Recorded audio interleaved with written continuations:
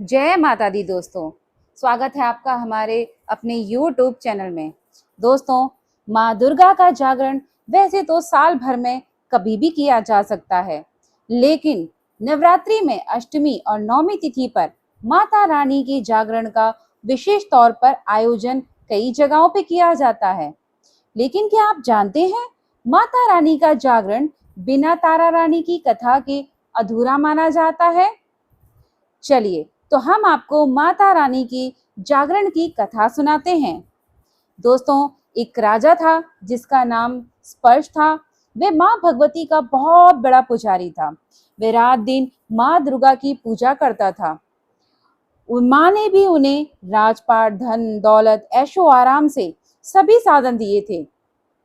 कमी थी तो सिर्फ ये कि उनके घर में कोई संतान नहीं थी। ये गम उन्हें दिन रात सताता था। वो माँ से यही प्रार्थना करते थे कि माँ उन्हें एक संतान दे ताकि उनका वंश चलता रहे। माँ ने उसकी पुकार सुन ली। एक दिन माँ ने आकर राजा को स्वप्न में दर्शन दिए और कहा कि वे उसकी भक्ति से बहुत प्रसन्न हैं। उन्होंने राजा को 2 पुत्रियां प्राप्त होने का वरदान दिया। कुछ समय के बाद राजा के घर में एक कन्या ने जन्म लिया। राजा ने अपने राज दरबारियों को बुलाया, पंडितों और जोशियों को बुलाया और बच्ची की जन्म कुंडली तैयार करने का हुक्म दिया। पंडितों और जोशियों ने उस बच्चे की जन्म कुंडली तैयार की और कहा कि हे राजन, ये कन्या तो साक्षात देवी है। ये कन्या जहां भी कदम रखेगी वहां खुशियां ही खुशियां होंगी। ये कन्या भी भगवती की पुजारन होगी। उस कन्या का नाम तारा रखा गया। थोड़े समय बाद राजा के घर वरदान के अनुसार एक और कन्या ने जन्म लिया। मंगलवार का दिन था। पंडितों और जोशियों ने सब जन्म कुंडली तैयार की तो उदास हो गए। राजा ने उदासी का कारण पूछा तो वे कहने लगे, महाराज, ये कन्या आपके लिए शुभ नहीं है। राजा ने उदास होकर जोशियों से पूछा कि मैंने ऐसे कौन से बुरे कर्म किए हैं जो कि इस कन्या ने मेरे घर में जन्म लिया है। उस समय जोशियों ने अपनी ज्योतिषी लगाकर बताया और कहने लगे कि ये दोनों कन्याएं जिन्होंने आपके घर में जन्म लिया है, पिछले जन्म में राजा इंद्र की अप्सराएं थीं। इन्होंने सोचा कि हम भी मृत्युलोक में भ्रमण करें तथा देखें मृत्युलोक पर लोग किस तरह रहते हैं। दोनों ने मृत्युलोक पर आकर एकादशी का व्रत रखा। बड़ी बहन का नाम तारा था, छोटी बहन का नाम रुक्मण था। बड़ी बहन तारा ने अपनी छोटी बहन से कहा कि रुक्मण, आज एकादशी का व्रत है, हम लोगों ने आज भोजन नहीं खाना है, तू बाजार जाकर फल ले आ। रुक्मण बाजार फल लेने के लिए गई। वहां उसने मछली के पकोड़े बनते देखे। उसने अपने पैसों से पकोड़े खा लिए तथा तारा के लिए फल लेकर वापस आ गई। फल उसने तारा को दे दिए। तारा ने पूछा कि तू अपने लिए फल क्यों नहीं लाई? तो रुक्मण ने बताया कि उसने मछली के पकोड़े खा लिए हैं। उसी वक्त तारा ने श्राप दिया, जा नीच, तूने एकादशी के दिन मांस खाया है, नीचों का कर्म किया है। जा, मैं तुझे श्राप देती हूँ, तू नीचों की जून पाए, छिपकली बनकर सारी उम्र मांस ही कीड़े मकोड़े खाती रहे। उसी शहर में एक ऋषि गुरु गोरख अपने शिष्यों के साथ रहते थे।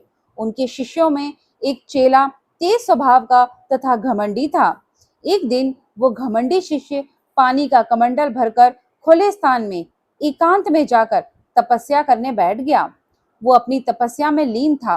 उसी समय उधर से एक प्यासी कपिला गाय आ गई।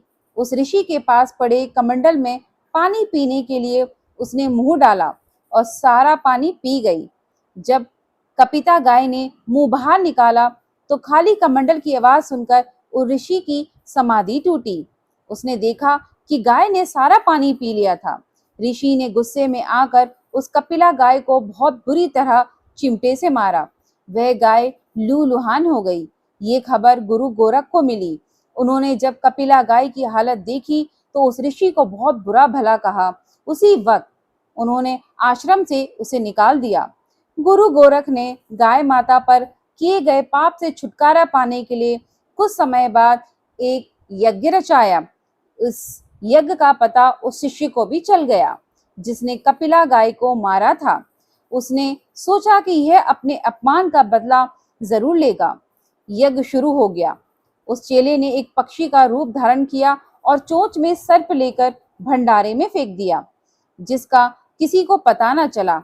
एक छिपकली जो पिछले जन्म में तारा देवी की छोटी बहन थी तथा बहन के श्राप को स्वीकार कर छिपकली बनी थी, सर्प का भंडारे में गिरना वो देख रही थी। उसने त्याग व परोपकार की शिक्षा अब तक याद थी। वह भंडारा होने तक घर की दीवार पर चिपकी समय की प्रतीक्षा करती रही। कई लोगों के प्राण बचाने हेतु उसने अपने प्राण न्यौछावर कर लेने का मन ही मन निश्चय किया। अब खीर भंडारे में दी जाने वाली थी। बांटने वालों की आंखों के सामने वह छिपकली दीवार से कूदकर कढ़ाई में जा गिरी। नादान लोग छिपकली को बुरा भला कहते हुए खीर की कढ़ाई को खाली करने लगे। उन्होंने उसमें मरे हुए सांप को देखा। तब सबको मालूम हुआ कि छिपकली ने तो अपने प्राण देकर उन सबके प्राणों की रक्षा की है। उपस्थित सभी सज्जनों और देवताओं ने उस छिपकली के लिए प्रार्थना की और उसे सब योनि में उत्तम मनुष्य जन्म प्राप्त हो तथा अंत में वह मोक्ष को प्राप्त करे। तीसरे जन्म में वे छिपकली राजा स्पर्श के घर कन्या जन्मी। दूसरी बहन तारा देवी ने फिर मनुष्य जन्म लेकर तारामती नाम से अयोध्या के प्रतापी राजा हरिश्चंद्र के साथ विवाह किया। राजा स्पर्श ने ज्योतिषियों से कन्या की कुंडली बनवाई। ज्योतिषियों ने राजा को बताया कि कन्या आपके लिए हानिकारक सिद्ध होगी, शगुन ठीक नहीं है, अतः आप इसे मरवा दीजिए। राजा बोले, लड़की को मारने का पाप बहुत बड़ा है, मैं इस पाप का भार नहीं बन सकता। जब जोशियों ने विचार करके राय दी कि हे राजन, आप एक लकड़ी के संदूक में ऊपर से सोना चांदी आदि जड़वा दें, फिर उस संदूक के भीतर लड़की को बंद करके नदी में प्रवाहित कर दीजिए। सोने चांदी से जड़ा हुआ संदूक अवश्य ही कोई लालच से निकाल लेगा, आपको किसी प्रकार का पाप ना लगेगा। ऐसा ही किया गया और नदी में बहता हुआ संदूक काशी के समीप एक भंगी को दिखाई दिया। वह संदूक को नदी से बाहर निकाला गया। उसने जब संदूक खोला तो सोने चांदी की अतिरिक्त अत्यंत रूपवान कन्या दिखाई दी। उस भंगी के कोई संतान नहीं थी। उसने अपनी पत्नी को वह कन्या लाकर दी तो पत्नी की प्रसन्नता का ठिकाना ना रहा। उसने अपनी संतान के समान ही बच्ची को छाती से लगा लिया। भगवती की कृपा से उसके स्तनों में दूध उतर आया। पति पत्नी दोनों ने प्रेम से कन्या का नाम रुक्को रख दिया। रुक्को को बड़ी हुई उसका विवाह हुआ। रुक्को की सास महाराजा हरिश्चंद्र के घर साफ सफाई आदि का काम करने जाया करती थी। एक दिन वह बीमार पड़ गई। रुक्को महाराज हरिश्चंद्र के घर पर काम करने के लिए पहुंच गई। महाराज की पत्नी तारामती ने जब रुक्को को देखा तो वह अपने पूर्व जन्म के पुण्य से उसे पहचान गई। तारामती ने रुक्को से कहा, हे बहन, तुम यहाँ मेरे निकट आकर बैठो। महारानी की बात सुनकर रुक्को बोली, रानी जी, मैं नीच जाति की भंगिन हूँ, भला मैं आपके पास कैसे बैठ सकती हूँ। तब तारामती ने कहा, बहन, पूर्व जन्म में तुम मेरी सगी बहन थी। एकादशी का व्रत खंडित करने के कारण तुम्हें छिपकली की योनि में जाना पड़ा। जो होना था सो हो चुका। अब तुम अपने इस जन्म को सुधारने का उपाय करो तथा भगवती वैष्णो माता की सेवा करके अपना जन्म सफल बनाओ। ये सुनकर रुक्को को बड़ी प्रसन्नता हुई और उसने उपाय पूछा। रानी ने बताया कि वैष्णो माता सब मनोरथों को पूर्ण करने वाली है। जो लोग श्रद्धा पूर्वक माता का पूजन व जागरण करते हैं, उनकी सब मनोकामनाएं पूर्ण होती हैं। रुक्को ने प्रसन्न होकर माता की मनौती करते हुए कहा कि हे माता, यदि आपकी कृपा से मुझे एक पुत्र प्राप्त हो गया तो मैं भी आपका पूजन व जागरण करवाऊंगी। माता ने प्रार्थना को स्वीकार कर लिया। फलस्वरूप 10वें महीने उसके गर्भ से एक अत्यंत सुंदर बालक ने जन्म लिया। परंतु दुर्भाग्यवश रुक्को को माता का पूजन जागरण कराने का ध्यान न रहा। जब वह बालक 5 वर्ष का हुआ तो एक दिन उसे माता यानी कि चेचक निकल आई। रुक्को दुखी होकर अपने पूर्व जन्म की बहन तारामती के पास आई और बच्चे की बीमारी का सब वृतांत कह सुनाया। तब तारामती ने कहा, तू जरा ध्यान करके देख कि तुझसे माता के पूजन में कोई भूल तो नहीं हुई। इस प्रकार रुक्को को 6 वर्ष पहले की बात याद आई। उसने अपराध स्वीकार कर लिया। उसने फिर मन में निश्चय किया, बच्चे को आराम आने पर जागरण अवश्य करवाएगी। भगवती की कृपा से बच्चा दूसरे दिन ही ठीक हो गया। तब रुक्को ने देवी के मंदिर में जाकर पंडित जी से कहा कि मुझे अपने घर माता का जागरण कराना है, अतः आप मंगलवार को मेरे घर पधार कर कृतज्ञ करें। पंडित जी बोले, अरे रुक्को, तू यहीं 5 रुपए दे जा, हम तेरे नाम से मंदिर में ही जागरण करवा देंगे। तू नीच जाति की स्त्री है, इसीलिए हम तेरे घर में जाकर देवी का जागरण नहीं कर सकते। रुक्को ने कहा कि हे पंडित जी, माता के दरबार में तो ऊंच नीच का कोई विचार नहीं होता, वे तो सब भक्तों पर समान रूप से कृपा करती हैं, अतः आपको कोई ऐतराज नहीं होना चाहिए। तब पंडित जी ने आपस में विचार करके कहा, यदि महारानी तुम्हारे जागरण में पधारेंगी तब तो हम भी स्वीकार कर लेंगे। ये सुनकर रुक्को महारानी के पास गई और सारा वृतांत कर सुनाया। तारामती ने जागरण में सम्मिलित होना शहर स्वीकार कर लिया। जिस समय रुक्को पंडितों से ये कहने के लिए गई कि महारानी जी जागरण में आएंगी, उस समय सेन नाई वहां था। उसने सब सुन लिया और महाराज हरिश्चंद्र को जाकर सूचना दी। राजा को सेन नाई की बात पर विश्वास नहीं हुआ। महारानी भंगियों के घर जाकर जागरण नहीं कर सकती। फिर भी परीक्षा लेने के लिए उसने रात को अपनी उंगली पर थोड़ा सा चीरा लगा लिया, जिससे नींद न आए। रानी तारामती ने जब देखा कि जागरण का समय हो रहा है परंतु महाराज को नींद नहीं आ रही है, तो उसने माता वैष्णो देवी से मन ही मन प्रार्थना की कि हे माता, आप किसी उपाय से राजा को सुला दे ताकि मैं जागरण में सम्मिलित हो सकूं। राजा को नींद आ गई।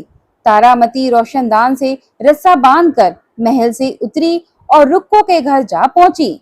उस समय जल्दी के कारण रानी के हाथ से रेशमी रुमाल तथा पांव की एक पायल रास्ते में ही गिर पड़ी।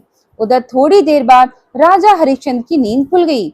वे भी रानी का पता लगाने के लिए निकल पड़े। उसने मार्ग में पायल व रुमाल देखा।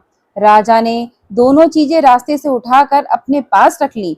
जहां जागरण हो रहा था वहां जा पहुंचा। वे कोने में चुपचाप बैठकर दृश्य देखने लगा। जब जागरण समाप्त हुआ तो सबने माता की अरदास की। उसके बाद प्रसाद बांटा गया। रानी तारामती को जब प्रसाद मिला तो उसने झोली में रख लिया। यह देख लोगों ने पूछा, आपने प्रसाद क्यों नहीं खाया? यदि आप ना खाएंगी तो कोई प्रसाद नहीं खाएगा। रानी बोली, तुमने प्रसाद दिया वह मैंने महाराज के लिए रख लिया है, अब मुझे मेरा प्रसाद दे दे। अब की बार प्रसाद ले तारा ने खा लिया। इसके बाद सब भक्तों ने माँ का प्रसाद खाया। इस प्रकार जागरण समाप्त करके प्रसाद खाने के पश्चात रानी तारामती महल की तरफ चली। जब राजा ने आगे बढ़कर रास्ता रोक लिया और कहा, तूने नीचों के घर का प्रसाद खा अपना धर्म भ्रष्ट कर लिया, अब मैं तुझे अपने घर कैसे रखूं? तूने तो कुल की मर्यादा व प्रतिष्ठा का भी ध्यान नहीं रखा। जो प्रसाद तू अपनी झोली में मेरे लिए लाई है उसे खिला, मुझे भी तू अपवित्र करना चाहती है। ऐसा कहते हुए राजा ने झोली की और देखा तो भगवती की कृपा से प्रसाद के स्थान पर उसमें चंपा, गुलाब, गेंदे के फूल, कच्चे चावल और सुपारियां दिखाई दी। ये चमत्कार देख राजा हरिश्चंद्र आश्चर्यचकित रह गए। राजा हरिश्चंद्र रानी तारावती को साथ लेकर महल लौट आए। वहीं रानी ने ज्वाला मैया की शक्ति से बिना माचिस या चमकदार पत्थर की सहायता से राजा को अग्नि प्रज्वलित करके दिखाई, जिसे देखकर राजा का आश्चर्य और बढ़ गया। रानी बोली कि प्रत्यक्ष दर्शन पाने के लिए बहुत बड़ा त्याग होना चाहिए। यदि आप अपने पुत्र रोहित शव की बलि दे सकें तो आपको दुर्गा देवी के प्रत्यक्ष दर्शन हो जाएंगे। राजा के मन में तो देवी की दर्शन की लगन हो गई। राजा ने पुत्र मोह त्याग कर रोहित शव का सिर देवी को अर्पण कर दिया।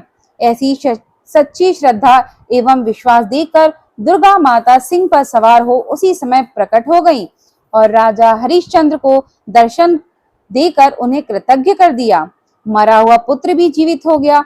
चमत्कार देख राजा हरिश्चंद्र गदगद हो गए। उन्होंने विधि पूर्वक माता का पूजन करके अपराधों की क्षमा मांगी। इसके बाद सुखी रहने का आशीर्वाद दे माता अंतर्ध्यान हो गई। राजा ने तारा रानी की भक्ति की प्रशंसा करते हुए कहा कि तारा, तुम्हारे अर्चना से अति प्रसन्न हो। मेरे धन्य भाग जो तुम मुझे पत्नी के रूप में प्राप्त हुई।